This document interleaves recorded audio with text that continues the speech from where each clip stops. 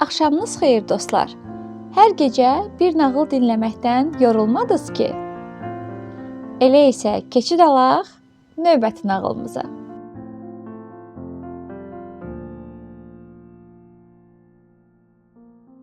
Bu axşam sizə İtalyanların Ağıllı Madrid adlı nağılını danışacağam.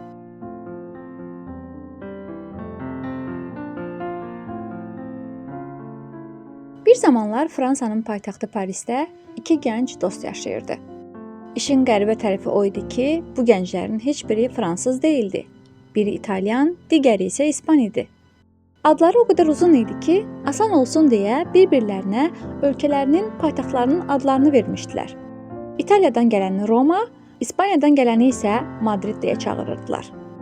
Madridin bir zamanlar vəhşi sayılan, qoca, tükləri tökülmüş, özünü zorla daşıya bilən bir atı vardı. Romanın köhləni isə gecə kimi zilqara idi. Bir axşam dostlar yatmağa yer tapmadıkları üçün küçədə gecələməyə qərar verdilər. Böyük ocaq qalayıb isindilər. Böyük qazanda düyü sıyığı bişirib ləzzətlə yedilər. Yatmaq vaxtı çatanda atlara kimin keşik çəkəcəyini müzakirə etməyə başladılar. Madrid belə dedi. Vallahi dostum, mənim atım ağdır. Arada bir gözümü açsam, heç əziyyət çəkmədən görə bilərəm.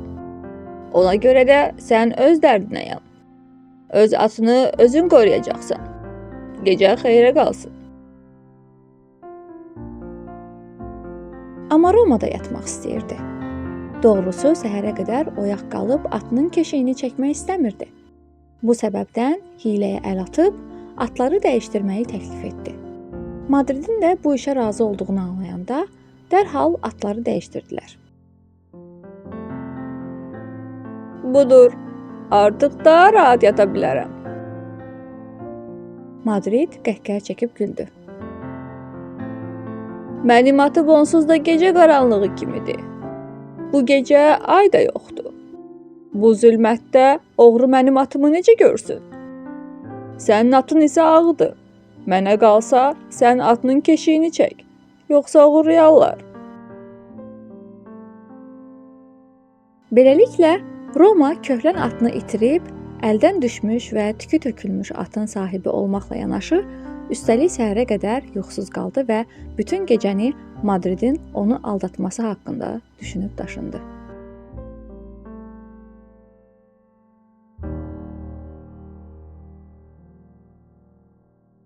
Bu axşamki nağılımızın da beləcə sonuna gəldik. Növbəti axşam yeni bir nağılla qarşınıza gələcəyik. Amma siz hansı nağılı dinləmək istəyirsinizsə, mütləq şərhlərdə bizimlə bölüşün.